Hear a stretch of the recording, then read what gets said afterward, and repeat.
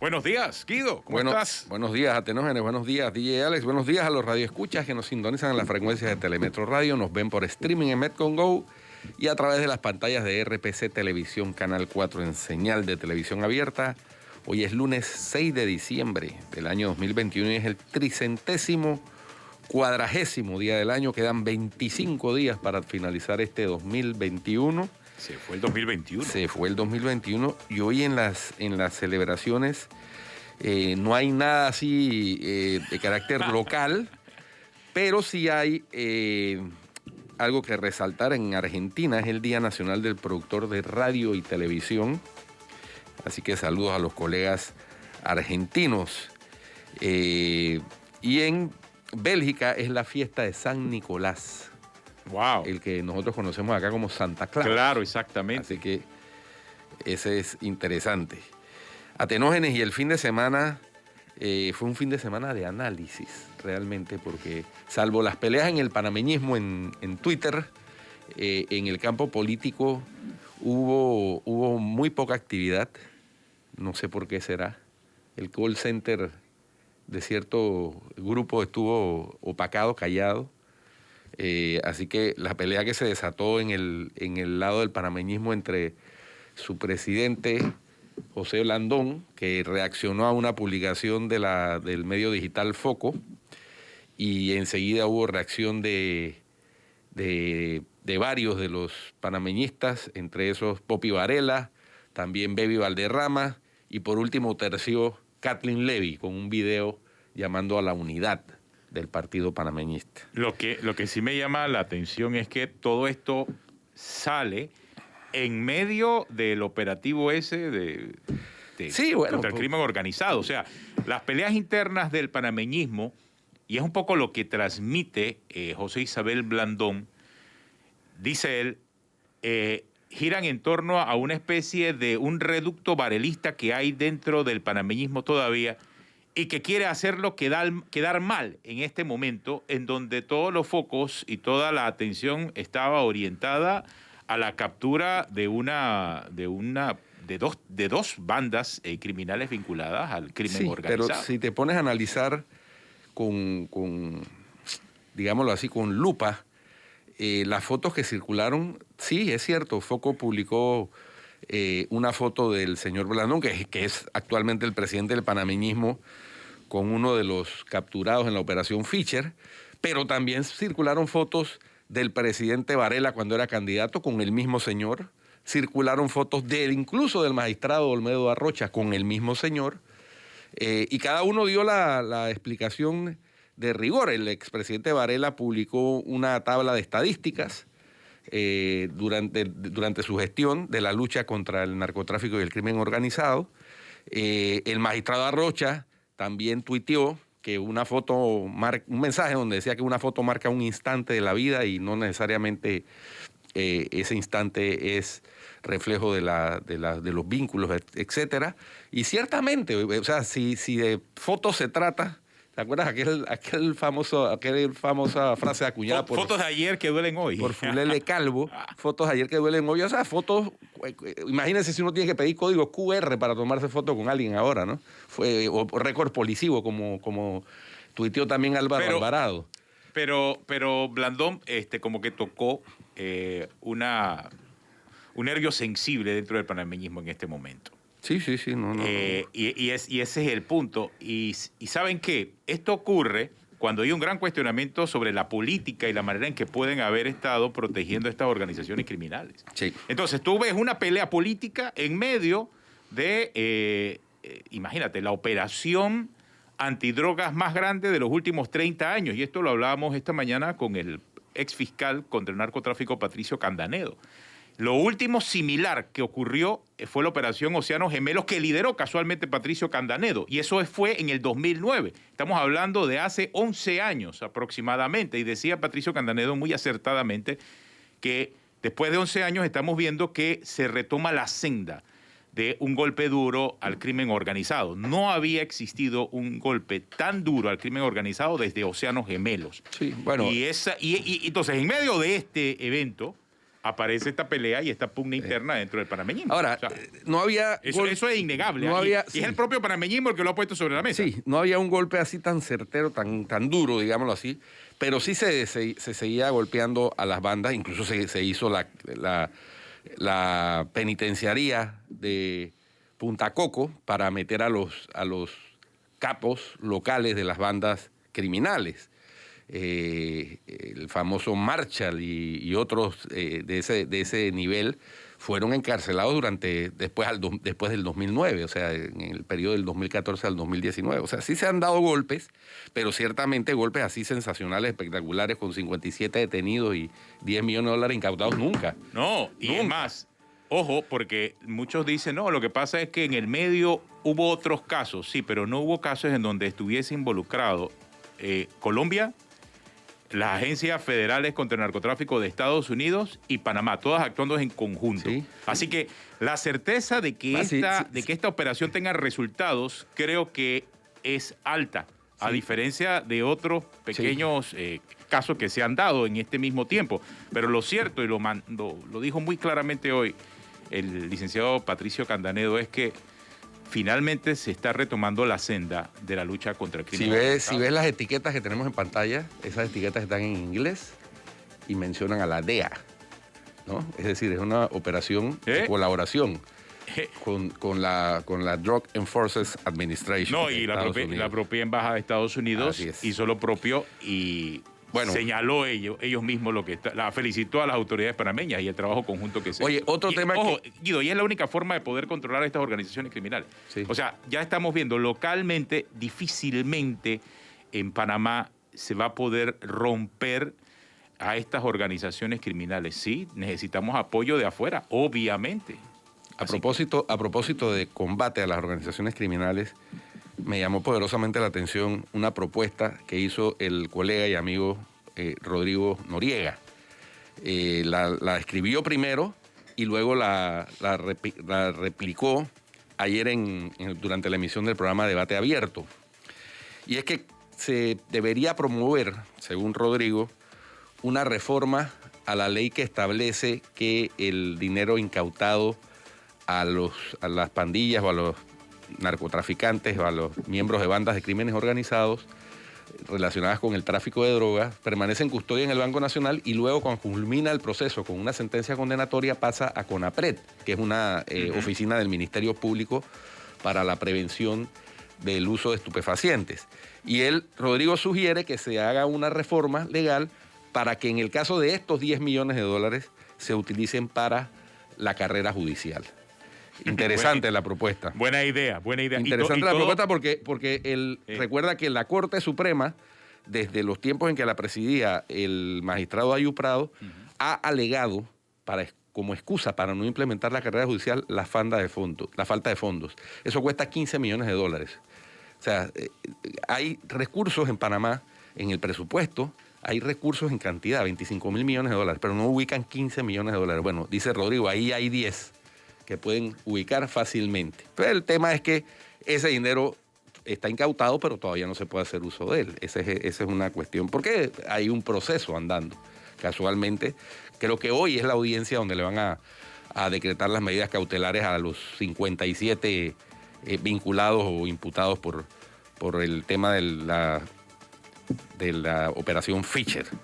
Así que Bueno, un montón de gente. Pero curiosa la propuesta en todo caso. No, pero me gusta la propuesta de Rodrigo, creo que sí. Es más, vamos a invitar a Rodrigo mañana a ver para hablar de esa propuesta, porque creo que sí se necesita reforzar la justicia en Panamá, obviamente. Oye, para que no vengan de afuera a estar aplicando justicia, pero lo que ocurre es que si internamente no hacemos justicia, bueno, por lo menos tenemos esa esperanza, Guido. Y a propósito de justicia también y de justicia de afuera, alguien cuestionaba también que la narrativa, aquella de, aquí lo hemos dicho, aquella de que todos los casos en contra del señor Martinelli eran fabricados, armados, que si la Procuraduría Paralela, que si Kenia Porcel, que si Juan Carlos Varela, que si etcétera, etcétera, Picuiro. Bueno, el hijo de Ricardo Martinelli confesó ante un juez de los Estados Unidos que él conspiró con su hermano para blanquear dinero. Es decir, semanas antes, su padre había dicho públicamente que eso era un caso armado, fabricado, igual que el de Panamá. Entonces, esa narrativa se vino al piso. Esas confesiones, estaba pensando en eso cuando estaba escuchando lo que dijo el señor Martinelli. Esas confesiones me imagino que van a ayudar al caso de Brecht en Panamá. No sé, pienso yo, ¿no? Deberían porque se confiesa un delito. Porque yo vi que ellos están vinculados al caso de Brecht en Panamá, ambos, creo que los hijos y el papá incluso. Vi que en el caso de Odebrecht, una parte se quedó en Estados Unidos y otra parte la mandaron para Brasil, de la multa que se les impuso. O sea, así que no sé si ocurrirá algo similar en este caso. Habría que ver. Lo que pasa es que acá no es multa. Acá están sancionándolos o han aceptado sistema, devolver lo que pasó por el sistema de Estados Unidos. De los 28 millones de dólares que ellos confesaron haber blanqueado, haber conspirado para blanquear, 18.9 pasaron por el sistema de Estados Unidos y eso es lo que están devolviéndole a los Estados Unidos. Y es lamentable porque esa plata salió al fin y al cabo de los impuestos, de los bolsillos de todos los panameños, porque recordemos que esas plata fueron coimas pagadas con base en sobreprecios de las obras que construía Odebrecht.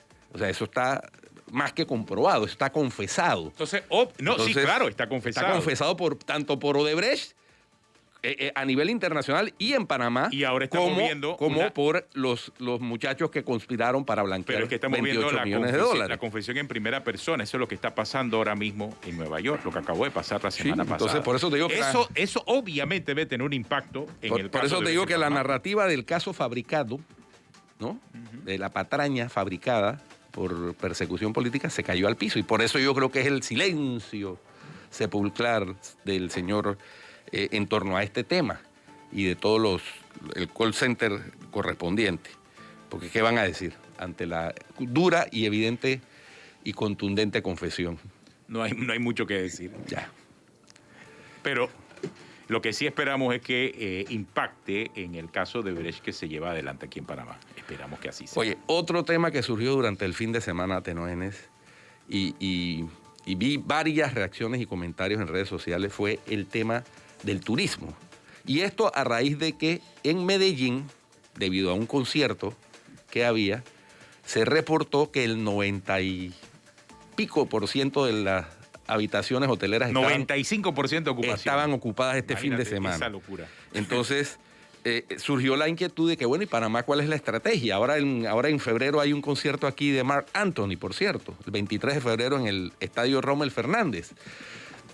Sería bueno que el Estado panameño promoviera en los países vecinos o en los países que no van a ser visitados en la gira de Marc Anthony, turismo de artistas, porque evidentemente funciona. Si una ciudad como Medellín, que es bastante más grande que Panamá, tuvo el 95% de su dice que tuvo una ocupación más alta de antes de la pandemia. Sí, correcto. Sí, para eso hay desarrollado una estrategia, porque eso no se produce silvestremente. Ellos aprovecharon ese fin de semana del concierto y no solamente hicieron el concierto, hicieron un encendido de luces, tenían la ciudad activa. O sea, tomaron una serie de decisiones para empujar a ese turismo e impulsar la economía, que yo realmente quedé asombrado, porque fue una acción en conjunto, no solamente del municipio, sino de la gobernación. O sea, todos los entes involucrados en el tema estuvieron alineados para empujar la economía. Yo creo que si puede hacer una ciudad que duplica, creo, en tamaño a la ciudad de Panamá, ¿por qué no podemos hacerlo nosotros? Por supuesto. Claro. Y eso en medio de la polémica que tuvimos un poquito de antecedente el viernes con Flor. Sí, cierto, con el tema de la ley de turismo. De la ley de incentivos a las inversiones turísticas en el interior. Sí. Pues es que esa ley, si hace parte de una estrategia, que es lo que nosotros decíamos Atenógena, pues no parece ser exótico. Exactamente. Ahora, si es solamente para favorecer a determinado grupo, a determinados inversionistas, pues sí, es cuestionable. Pero si hace parte de una estrategia para desarrollar ese turismo de lujo en lugares exóticos, vendibles de Panamá en el exterior, oye, magnífico, ¿no? Magnífico, porque ese sacrificio fiscal se revertirá en el tiempo con los impuestos que generan esas ocupaciones hoteleras altas. Qué bueno que traes a la mesa ese caso de Medellín, porque eso demuestra esa necesidad de alinear los esfuerzos. O sea, no puedes hacer leyes y a la vez comenzar a construir un centro de convenciones sin alinear todos tus esfuerzos para que por lo menos le facilites la llegada a la gente, le facilites el poder operar al pequeño, al micro, al mediano y al gran empresario turístico. O sea, si no se avanza, si todo no está alineado, no se avanza y comienzan los cuestionamientos, porque entonces parece que las leyes se aprueban de manera aislada, sin un planteamiento integral. Y no me digan que es que la pandemia estaba en el medio, porque así como pasó en Panamá, pasó en Colombia, pasó en Medellín, está pasando en República Dominicana. Y son otras locaciones las que estamos viendo que sí están alineando esas estrategias para atraer turistas. Bueno, y si tenemos una cantidad de recursos públicos invertidos, porque yo no voy a decir que gastados, invertidos en infraestructura como el Centro de Convenciones de Amador, como el Puerto de Cruceros del Pacífico, ahí en Amador también, pues hay que diseñar, si es que no se ha diseñado, o informar sobre el diseño de un plan estratégico para atraer turismo de convenciones, turismo de cruceros, turismo de conciertos, turismo ecológico, turismo de islas, etcétera. Porque hay que ver cómo se hace para que esa oferta de habitaciones, que en Panamá es altísima y que ahora mismo la ocupación es muy baja, y hay, creo que el 40% de los hoteles están inhabilitados actualmente, y los hoteles grandes sobre todo, porque hay otros que se han usado como hoteles hospitales y otros que han reabierto. Sin embargo, todavía falta. Entonces habría que tener diseñado un plan estratégico, un plan maestro de impulsar el turismo. El turismo, recordemos, en Panamá, hasta el 2019 generaba más dinero, el doble de lo que generaba el canal de Panamá. O sea, es la verdadera industria sin chimenea del país. Y eso generaba, obviamente, y reactiva la economía en muchos de los sentidos, porque realmente requiere poca inversión, más allá de la infraestructura, más allá de lo que se ha hecho en el aeropuerto, más allá de lo que se está haciendo en el centro de convenciones, pero es plata que entra al país y plata que ayuda a reactivar la economía. Así que creo que el mensaje más claro de lo que está pasando en nuestro alrededor es para las autoridades de turismo y que se activen, ¿no? Que se activen con eso. Bueno. Y otro tema que ha llamado la atención es la búsqueda de la Lotería Nacional de Beneficencia de Asesoría Externa legal para servicios en el sistema penal acusatorio. Según la lotería, es para fortalecer a través de asesoría técnica judicial especializada en los procesos ante el Ministerio Público que tienen como víctima a la entidad, debido a la complejidad de los casos contra la administración pública, específicamente los relacionados al sorteo del gordito del Zodíaco y el proceso de devolución, según el pliego de cargos de la lotería en esa búsqueda de contratar asesoría legal. ¿Por qué están buscando asesoría legal externa si hay abogados en la entidad? Yo puedo entender porque yo dificulto que los abogados de las entidades públicas sean expertos en el sistema penal acusatorio. O sea, por lo general los abogados de las entidades públicas son expertos en contratación pública, son expertos en derecho administrativo, son expertos a veces en temas laborales, pero no necesariamente en materia penal y menos en un sistema nuevo como el sistema penal acusatorio. Yo me imagino que esas contrataciones es para iniciar las acusaciones formales contra todos los involucrados en el peculado. Pues me imagino que no será para defenderlos, porque sería el colmo. Yo me imagino, o será para preparar la defensa. Lo que dice el pliego es para defender a la lotería como víctima, como institución víctima del eventual peculado, ¿no? Esperemos que sea así. Pero hay muchas formas de defenderse. Sí, claro. Sobre todo entendiendo que los que se les detuvo son altos funcionarios de la entidad y altos miembros también del partido Molirena. Sí, bueno, esperemos a ver, pero ha llamado la atención esa contratación. 46,000 y tantos dólares por un servicio de 2 meses, que estiman ellos que va a ser de 2 meses. Creo que va a ser mucho más de 2 meses. Bueno, mira, tú sabes que cuando estábamos en la Fiscalía General de Cuentas, y eso ha sido siempre el norte de la Fiscalía desde su nacimiento como entidad nueva, apostar a la capacitación de los funcionarios. Y tomamos cursos a los abogados de la Fiscalía, tanto en materia de investigación como en materia administrativa, en materia de contrataciones públicas y también en el sistema penal acusatorio. Porque esa es una realidad con la que tienen que lidiar los abogados de las instituciones del Estado.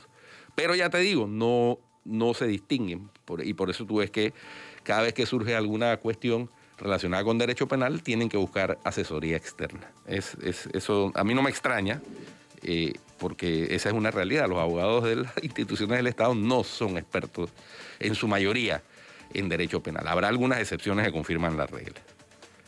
Tenemos una pausa. Ya regresamos aquí en Cuarto Poder, viendo lo que está pasando en Panamá.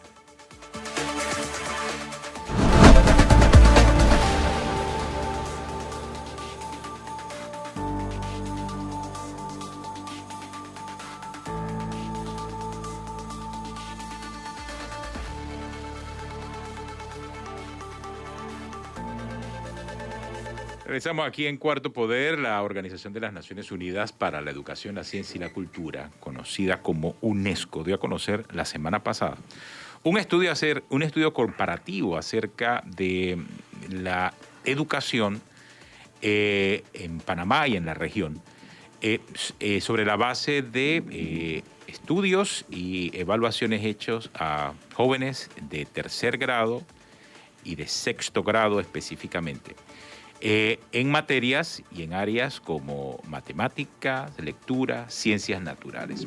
Eso trajo resultados comparativos en el caso panameño entre el resultado que vimos producto de estas pruebas en el año 2019 y lo que pasó en el año 2013. Parte del cuestionamiento, Guido, amigos oyentes y televidentes, es que los resultados de 2019 son más bajos que lo que obtuvimos en el año 2013. Y hablamos de un 2019 previo a la pandemia, cuando se realizaron estas evaluaciones. Obviamente hay que ver el vaso medio lleno, como dice Guido, no medio vacío. ¿Qué queda por delante? ¿Qué hay que hacer? ¿Cuáles son los desafíos que enfrenta la educación? Vamos a conversar esta mañana casualmente con uno de los representantes en Panamá de la UNESCO, el señor Ricardo Brenes, que nos acompaña, para profundizar en ese estudio que se presentó, entender estos resultados y ver de qué forma se está trabajando para salir adelante, para revisar estos desafíos que, por cierto, el sistema educativo panameño ha dejado bien claro que tiene. Señor Brenes, buenos días. Gracias por acompañarnos aquí en Cuarto Poder. Y sí, bueno, sería que nos pusiera en contexto los resultados de ese estudio, de la región y en donde aparece también Panamá. Buenos días. Buenos días. Muchísimas gracias por la invitación. Un gusto estar aquí acompañándoles. Efectivamente, lo que hay que ver son los resultados a la luz de lo que ha sido el comportamiento en los últimos, inclusive en los 3 estudios anteriores regionales de los países que han participado en el estudio. Por lo tanto, tenemos 2 opciones, por decirlo de una manera muy, muy sucinta. Pensar en estar por encima del promedio y pensar en los desempeños que han estado por debajo del promedio. Panamá, junto con los demás países que han participado, han hecho muchos esfuerzos para participar no solo en este estudio, sino para mejorar con los puntajes. Sin embargo, muchas veces las situaciones de los estudiantes, las situaciones particulares de las escuelas, esto es una muestra que se toma con una participación bastante amplia de centros educativos, no son los resultados que quisiéramos. Y valga añadir acá que no solo es el caso de Panamá, sino también de muchos otros países que han reportado también más bajos puntajes, y con algunas otras excepciones de otros países que tal vez han mejorado un poco, así que el comportamiento de este y de otros estudios también no es muy homogéneo, ¿no? En muchos casos cambia. Nos interesa el desempeño de las 3 materias básicas previo a la pandemia, como usted lo mencionó, pero también nos interesa post pandemia, porque son materias fundamentales, matemáticas, por ejemplo, español, ciencias, son áreas muy sensibles en logro de aprendizajes, y yo creo que hay que hacer un importante esfuerzo para mejorar en esos puntajes. Acordémonos que no solo es un tema, digamos, del promedio de cómo salió el país, si salió más abajo de la barra o si salió más arriba de la barra. Es un tema de cómo el país genera también sus propios esfuerzos para mejorar en las dimensiones de aprendizaje. Este estudio tiene 4 dimensiones de aprendizaje, que va desde lo mínimo hasta la 4ª dimensión, que sería la excelencia, la calidad del aprendizaje en el que tenemos. Y nuestros países, lamentablemente, por lo general, y es el caso de Panamá, tienen más estudiantes en las categorías 2 y 3 que en las categorías 4 y 3. Eso significa que hay que hacer grandes esfuerzos todavía para mejorar los aprendizajes en esas áreas, en esas dimensiones de aprendizaje. Señor Brenes, aquí estaba viendo una de las tablas del resumen ejecutivo y veo que Brasil, Colombia, Costa Rica, México, Perú y Uruguay son los países a los que mejor le fue en la última evaluación, en el ERCE 2019. Están todos por encima del promedio regional y todos crecieron. Todos los que he mencionado, Brasil, Colombia, Costa Rica, México, Perú y Uruguay. A diferencia del resto, Argentina, Cuba, República Dominicana, Ecuador, El Salvador, Guatemala, Honduras, Nicaragua, Panamá y Paraguay, que de alguna manera decrecieron o crecieron no en todos las 3 áreas estudiadas, que son lectura promedio, matemáticas promedio y ciencias promedio. ¿A qué se debe esa diferencia notable entre esos países que tienen las mismas problemáticas y las mismas situaciones, digámoslo así, socioeconómicas, incluso algunos más graves que las que puede tener, por ejemplo, un país como Panamá? Claro. Bueno, yo voy a mencionarles, desde mi punto de vista, creo que hay varios factores. Uno es la continuidad de esfuerzos que se han hecho no desde antes de que se diera el ERCE, sino desde el mismo TERCE, ¿no? Resultados que se dieron hace 8 o 9 años antes, en el informe anterior. Acordémonos que muchos de esos países, por ejemplo, el mismo estado de Nuevo León, el mismo Costa Rica, el mismo Uruguay, habían salido, o sea, son países que también salieron con mejores puntajes por encima del promedio en el TERCE pasado. Es decir, no estamos hablando de muy pocos casos que tal vez hicieron un gran repunte. En la mayoría de los casos son países que ya han venido generando esfuerzos para sostenerse, para mantener esos resultados o aún así mejorarlos.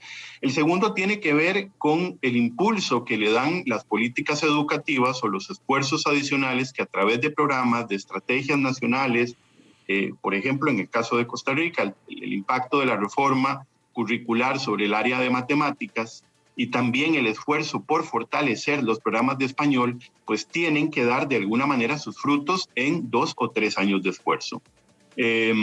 Yo le puedo garantizar que en la mayoría de los casos pues se debe por un lado al interés de mantener esos resultados o de mejorarlos a mediano o largo plazo. Acordémonos siempre que el impacto de las acciones a nivel curricular o a nivel de plan estratégico nacional no pueden verse a corto plazo. Por lo general, son acciones que impactan a mediano y largo plazo. De ahí que son esfuerzos sostenidos de años anteriores. Y segundo, también son acciones puntuales muy concretas, como el ejemplo que acabo de poner, de reformas curriculares precisas que van orientadas a fortalecer campos de conocimiento en particular. En este caso, matemáticas y español, como ejemplo Costa Rica, que hace más o menos 4 o 5 años viene impulsando una reforma sustancial y eso se tiene que ver reflejado a nivel pedagógico y de resultados en el aula. Sí sería bueno entender, señor Brenes, ¿qué pasó entre el 2013 y el 2019 en Panamá. ¿Hubo algún acompañamiento a las autoridades educativas o las autoridades educativas no quisieron ese acompañamiento? ¿Hubo algún plan? Porque al tener resultados más bajos en el 2019 que en el 2013, yo pienso que algo ocurrió y no sé si la UNESCO está al tanto de eso o no sé, no sé si pasó algo, no sé usted si sabe eso. Buenos días. Bueno, la UNESCO siempre ha acompañado a los países. Creo que nosotros hemos mantenido un esfuerzo constante con todos los países centroamericanos. No tengo una respuesta para su pregunta. Y me apena mucho mencionar esto, pero a mí se me contactó para hablar sobre el tema de la apertura de centros educativos, no para hablar sobre los resultados del ERCE. Entonces, creo que se me dijo que iba a participar para una cosa y se me está preguntando otra. Entonces, con mucho gusto yo les puedo dar mi opinión, pero sobre ese tema en particular no. Sí, parece que hubo un error en el canal de comunicación. Entonces, porque realmente nos interesaba hablar de este informe de la UNESCO,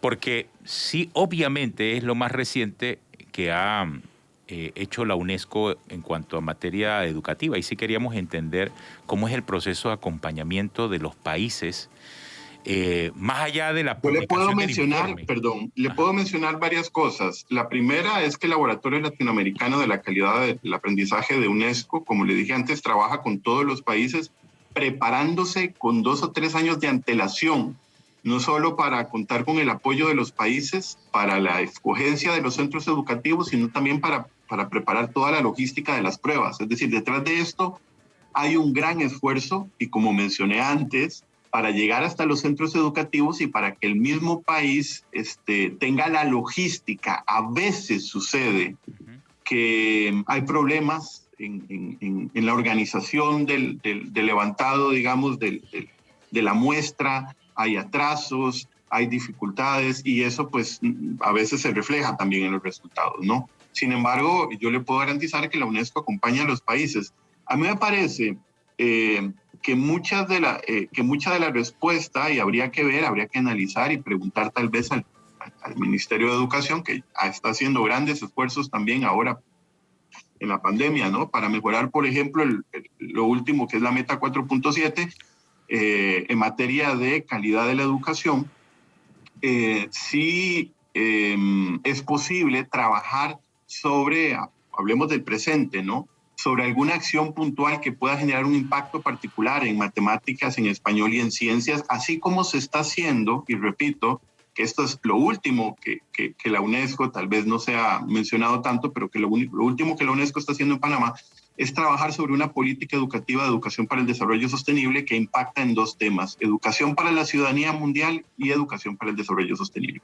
Muy pocos países en América Central han avanzado en esta meta de conocimiento que acompaña los logros de aprendizaje en estas otras 3 materias duras.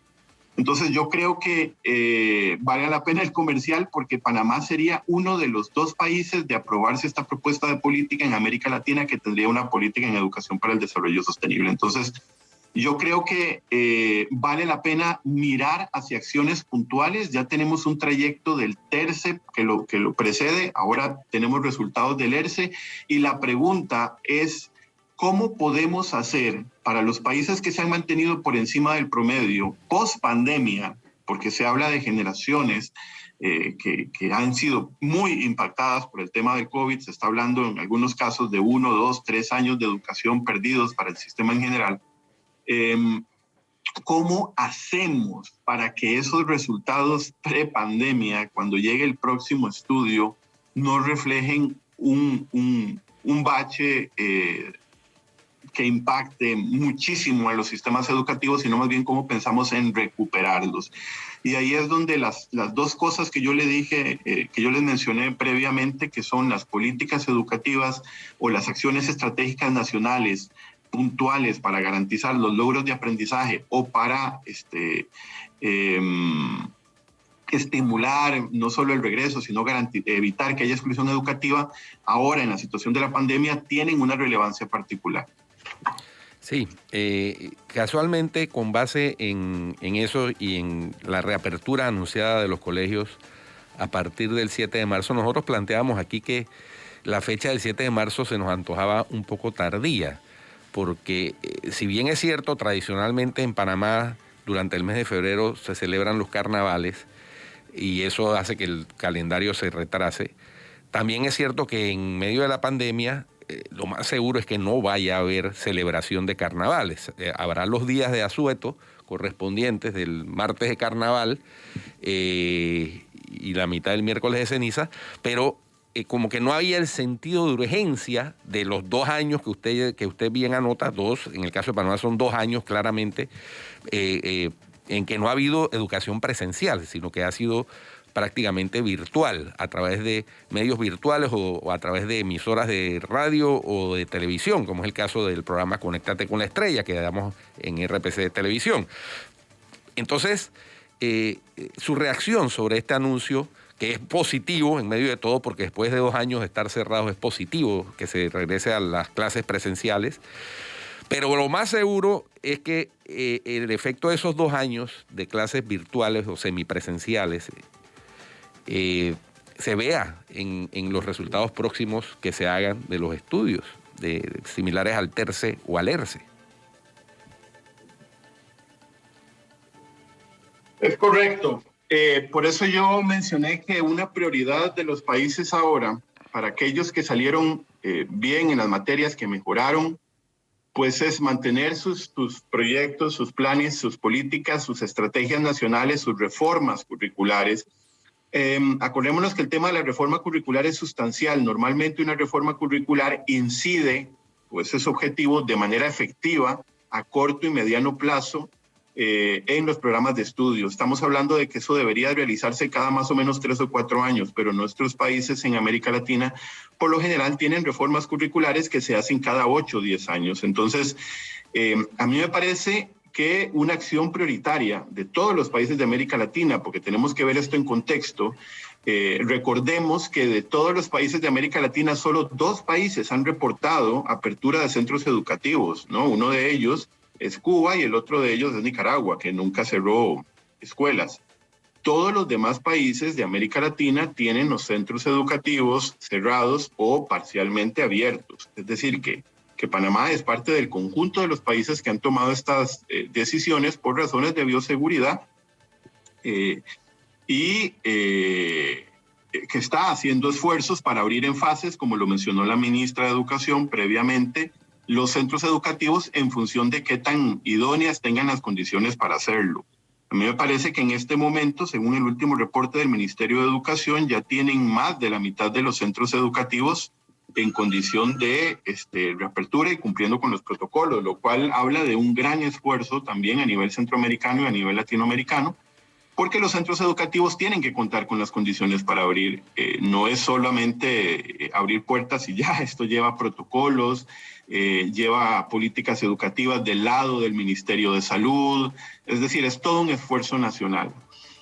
La segunda acción que yo creo que le toca a los países, sobre todo aquellos que tienen cambios de gobierno, es mantener las estrategias nacionales que fueron creadas en el gobierno anterior o que tuvieron buenos resultados para fortalecer la currícula educativa en esas 3 materias, pero también en todas las demás. Acordémonos que tenemos una Agenda 2030 por cumplir, que en el 2029 todos los países del mundo tienen que hacer un informe para ver cuánto han avanzado en el logro de la meta 4, que es educación a lo largo de la vida con calidad y equidad para todos y todas, y que lamentablemente el COVID ha llegado a truncar de alguna manera todos los esfuerzos que habíamos hecho en los últimos 5 o 6 años y a poner las alarmas de qué vamos a hacer para enfrentar esta nueva pandemia, fortaleciendo los sistemas educativos de una manera que no lo habíamos pensado antes, porque ningún país de América Latina estaba preparado para enfrentar la pandemia que nosotros enfrentamos con modalidades a distancia o modalidades mixtas. Entonces, de alguna manera ha sido también aprender para nosotros cómo lidiar con algo novedoso. Y bueno, aquí el gran reto es cómo hacemos para recuperar el tiempo perdido sin permitir que esto signifique también una gran cantidad de estudiantes que quedaron excluidos del sistema educativo porque no saben cómo retornar o porque no sabemos cómo retornarlos, ¿no? Sobre todo en materia de logros de aprendizaje. Muy bien. Bueno, muchas gracias a don Ricardo Brenes de la UNESCO por la ilustración y puntualización sobre el tema tanto del retorno a clases como en parte del resumen ejecutivo del informe del ERCE 2019, hecho antes de la pandemia y que no arrojó desafortunadamente buenos resultados para el sistema educativo. Solo quedo con esa duda. Bueno, también está el tema del contexto del año 2013, en donde Panamá estaba en negación a todas estas pruebas internacionales que se estaban haciendo de evaluación de la educación, tú recuerdas, en su momento. Sí, correcto. Y siguió en negación hasta, creo que el año 2017, cuando finalmente decidimos ya entrar en las pruebas de evaluación internacionales y bueno, ahora estamos viendo quizás las consecuencias de estos resultados. Hay una pausa, ya regresamos aquí en Cuarto Poder.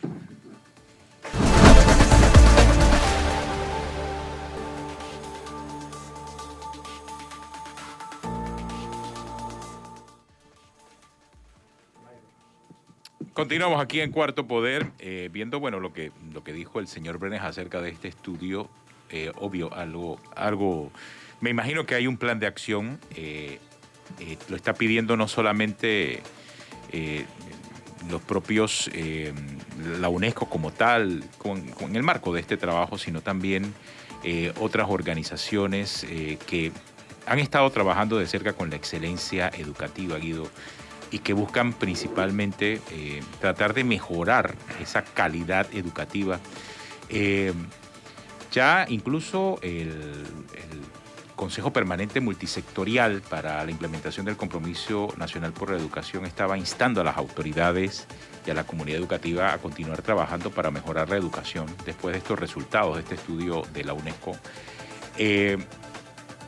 Por el bajo puntaje y con la idea de que en estudios subsiguientes salgamos mejor. O sea, el tema aquí, el reto, el desafío que tiene la educación panameña es mejorar los números y por lo menos estar en el promedio de la región, porque estamos por debajo del promedio y esto es antes de la pandemia. Sí. Ni pensar lo que ha ocurrido en estos 2 años de ausencia. Y por debajo del promedio de la región, pero muy por debajo de los países que mencioné en la pregunta que le hice al señor Brenes. Exactamente. O sea, Panamá está en... es que la región está por debajo del resto de los países de la OCDE. De la OCDE. Pero Panamá, por ejemplo, está en 652... Cuando hay países, esos que mencioné, Brasil, México, Colombia, Costa Rica, Perú y Uruguay, que están en 730, 732. O sea, nos llevan una gran ventaja en el nivel de 6º grado. En el de 3er grado es menos la ventaja, pero nos llevan una gran ventaja. Entonces hay que hacer algo. Por eso yo hablaba de tener el sentido de urgencia con todos estos temas educativos, porque no es secreto. La competitividad de un país depende de la formación de sus ciudadanos, de la formación para competir de sus ciudadanos. Y si en lectura por lo menos estamos por debajo de la región, obviamente la región nos lleva una ventaja. Mira, en lectura estamos en 659 en Panamá y el promedio de la región, porque tú hablaste puntualmente de casos de Brasil y demás, o sea, el promedio de toda la región es 696. Muy por debajo, obvio, que los países de la OCDE. Sí. También imagínate, los estudiantes de 6º grado obtuvieron un resultado menor al promedio regional de 696 puntos en lectura, sumaron 652 puntos. Y estamos hablando, los de tercero 659, y no es que en sexto te fue mejor, en sexto te fue peor, 652, por debajo de los de tercer grado. Sí. O sea, hay que realmente las autoridades educativas tienen que sentarse a analizar esto y tomar acciones. Igual que las del turismo en materia turística. Oye, y 2 comunicados políticos se conocieron también este fin de semana, ayer. Uno de Daniel Brea, presidente destituido del Partido Popular, que anunció que va a interponer todos los recursos en Panamá y en el exterior. Y otro del expresidente Juan Carlos Varela, contestándole y aclarando algunos puntos en relación de la lucha contra el narcotráfico durante su administración, contestándole al expresidente Martinelli, que desde hace un tiempo para acá se ha empeñado en llamarle Narco Varela. Así que interesante esos 2 comunicados. Complejo el panorama para la política en medio de este operativo inmenso para acabar con el crimen organizado. Listo, se nos acabó el tiempo. Hasta mañana. Hasta mañana en Cuarto Poder.